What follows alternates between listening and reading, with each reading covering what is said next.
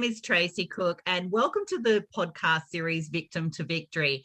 This series gives a voice to those that have overcome obstacles in all forms, that dare greatly to share their real stories. Amazing humans that have seen hope and risen above those adversities to become victorious, that now support and inspire others to do the same.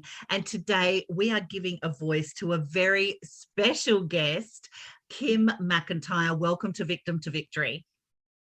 Thank you for having me, Tracy, and thank you for inviting me. I'm so excited to be here with you. Yeah. Well, we are excited to have you. Now, before I hand over the microphone and hear your amazing story, I just want to inform our audience of a little bit about what you're all about.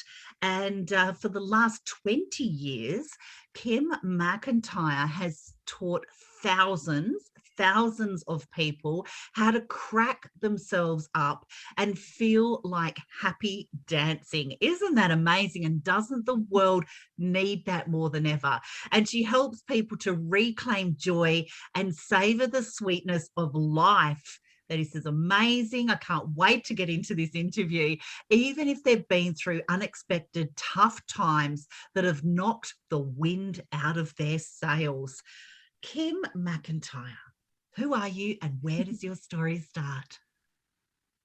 Thank you. Thank you for that lovely intro, Tracy. Well, it started, if you go way back, I was a very, very painfully shy child, like so shy and so quiet. And I felt I didn't quite fit in to the world around me. And there are actually three little key events that have happened in my life that helped me move out of that invisibility to be seen and heard and to feel like I could actually make a difference in the world. And so if you go way back, when I was 12, I got bit by the theater bug. I had this small little part in a school play, and I made, all of my fellow classmates in the auditorium laugh several times. And then there was this little moment at the end where I come out when there's during applause, and I had a standing ovation. And I was like, oh, I'm hooked, I'm hooked. And it turned out to be a very therapeutic journey for me because it got me to express myself more and be out in the world more. And it was very, very wonderful journey over the next couple of decades after that. And then fast forward to my early 20s, I got into this relationship with a young man who was addicted to alcohol and cocaine and was very verbally abusive to me. And I tried to leave several times, and he kept pulling me back saying, no, you have to stay. You have to help me. I'll die without you. Right. And so he would hook me back in with that. And then my temp agency at the time sent me to answer phones in the wing of a rehab hospital where, that didn't feel like an accident to me, right? And so all around me is all of this information for family members of people or friends and people who are addicted. And so I was like, just soaking in all this information while I was waiting to answer the phones, and a light bulb went off over my head, reading the material going, oh, number one, he was on self-destruct long before I came along. It's not really my responsibility to save his life. And number two, if I'm allowing him to treat me the way he's treating me, then something needs to be looked at inside of me, and that became this jumping off point for a deep dive into self-development and reclaiming myself and rediscovering who I really am in the world, That was like the universe sending you a sign, right? That's the universe saying, hey, you got to read this. You got to take a look at what's going on. That's amazing. Exactly. I mean, of all the places they could have sent me to work, right? Yeah. And it was just like, I was just there for a couple of days, but it was like eye-opening, And then, fast forward another 12 years or so, or 14 years to my late 30s, I was faced with a health challenge. At the time, I didn't know, was it cancer? Was it not? It turned out to be benign, but I was still told I needed very aggressive surgery because it had been growing so fast. It was this growth in my mouth. And after the initial surgery, I just like, since it's not life-threatening, I'm just going to hit the pause button here for a moment, get some second, third, fourth opinions. And while we were doing that, and my husband was doing all kinds of great research for me, I went to this mind body healing program where we did all this wonderful, cool stuff. And one of the things we did every day was therapeutic laughter and play. And that was like, oh my God. It was like, in the stress of life that had led up to all of that, I felt like I was rediscovering who I really am, like that playful part that I'd felt back in theater years and years before. And it was like rediscovering that, reclaiming that, and feeling like in the middle of all that stress, I was laughing, I was playing, I was having fun. And I was like, oh, and then that my time at that program ended. And I was like, where's my laughter today? Where's my play today? And I found this thing. I saw this ad in a couple months after that to become a certified laughter leader. And I'm like, oh, I have to do that. And from then on, I've been teaching what I learned to other people so that they can reclaim their laughter, reclaim their joy, no matter what's going on in life, because we all have challenges, we all have hard things.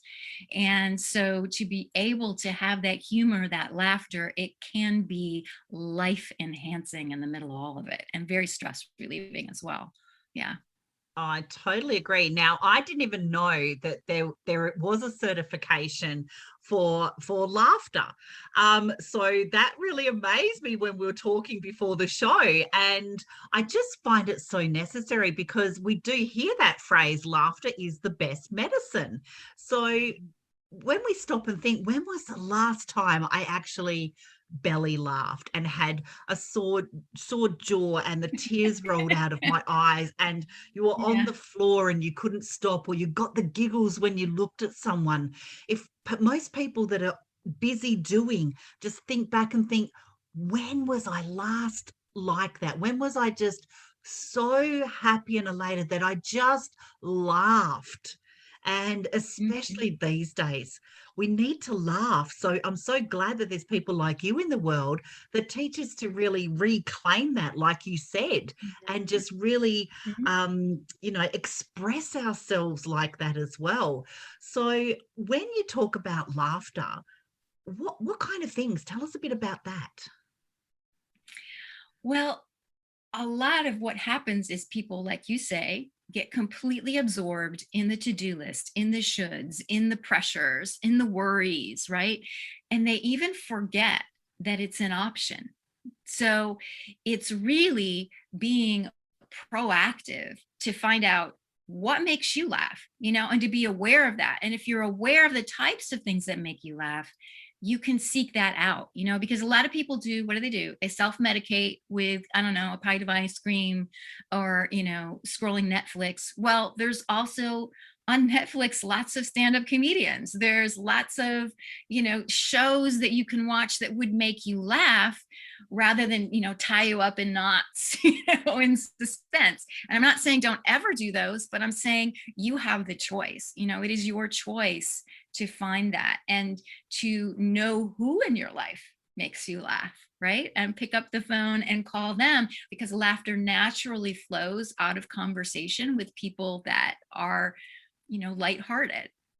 Like my best friend, I just, I pick up the phone, and even if we're talking about something very serious, at some point we will burst out laughing in the middle of it because we can find the humor in a situation. So it's really knowing yourself and knowing what that is for you. And that's part of what I help people do, is that rediscovery process. Like, what is it for me? Or what is joy for me? If I ask you, what brings you joy? Often people are like, I really don't know. So it's a process of rediscovery. Yeah. And I'm so glad you brought that up as well, because I know, like, in a coaching space, you say, so what actually makes you happy?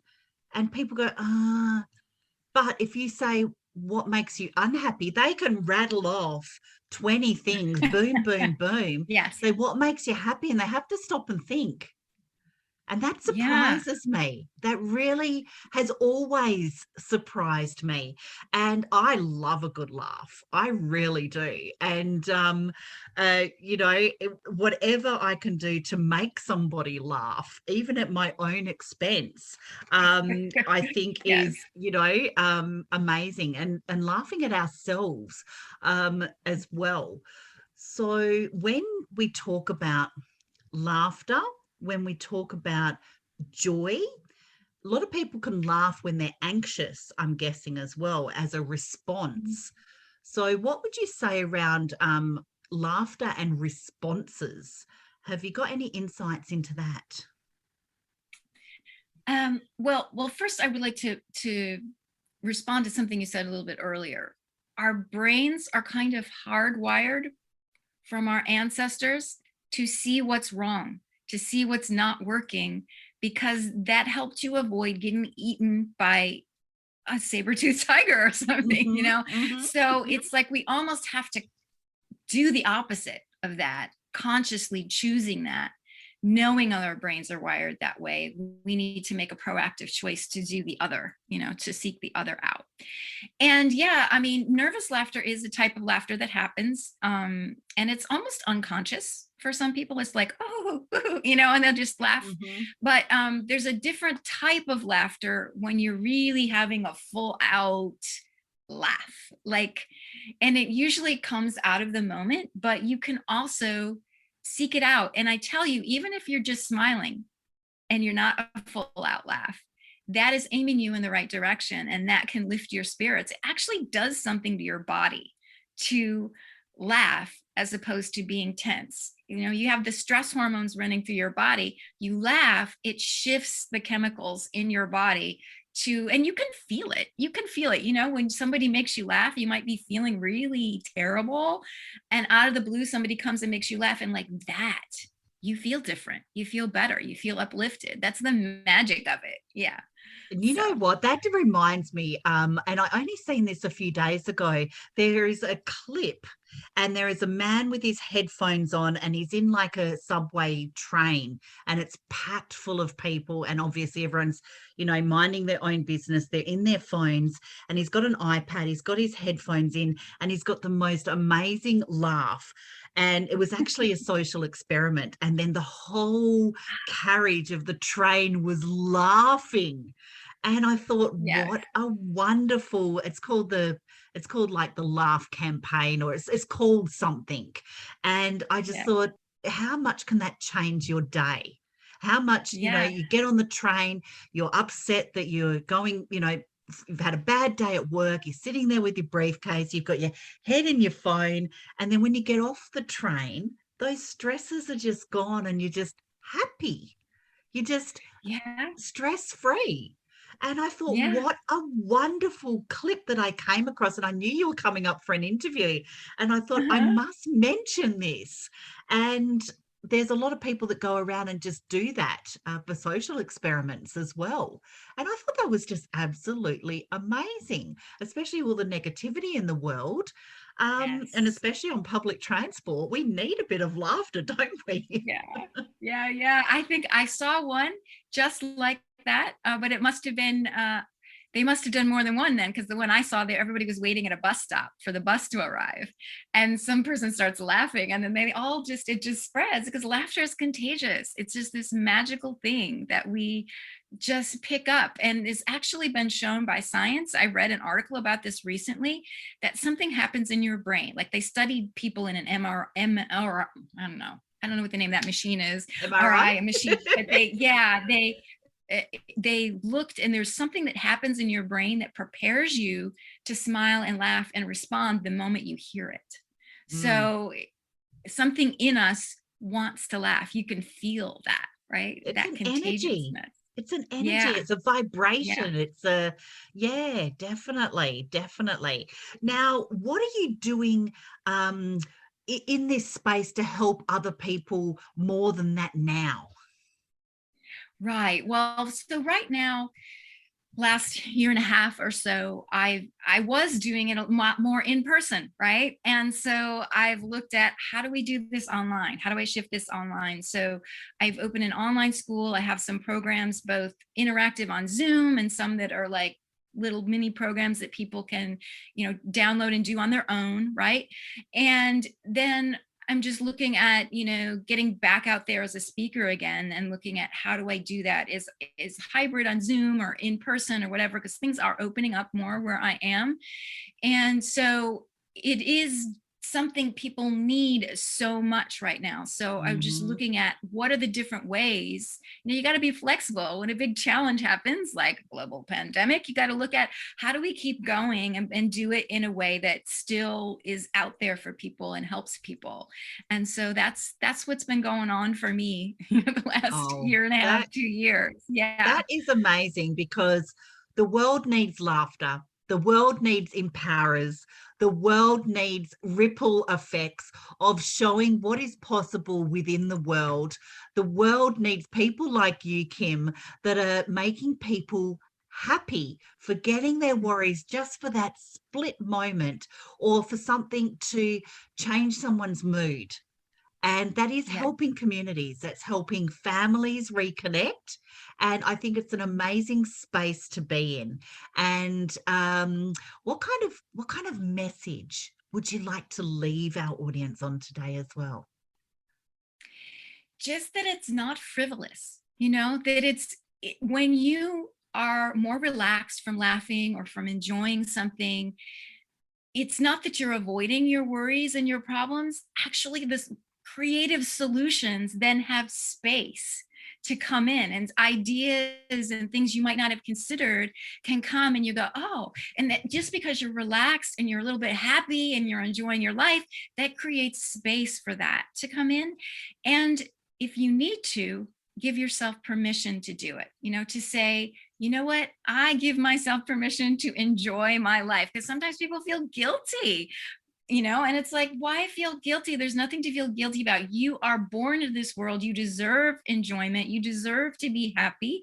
You deserve to have joy just by being alive. And so to give yourself that permission to enjoy this gift of life more, that is so, so important. And that is the essence of what you want in life, right? You chase after all these things that you think you want that are going to make you happy. You could choose to seek out the happiness now and not have to wait for everything to be perfect or exactly the way you want it to be. A Yeah. powerful statement. You deserve to have joy in your life. Thank you so much for being brave to share that part of your story as well. And I love how it's actually tied into hope, and it's tied into joy. And we'll be sharing where to connect with you, Kim, as well. You are so appreciated. And you can find the Victim to Victory podcast series on YouTube, Spotify, Apple, and our Facebook group. So please subscribe, share, and comment to help be the change and laugh that the world needs. And let me leave you with a message of figure out who you are and do it on purpose. Thanks, Kim. Thank you.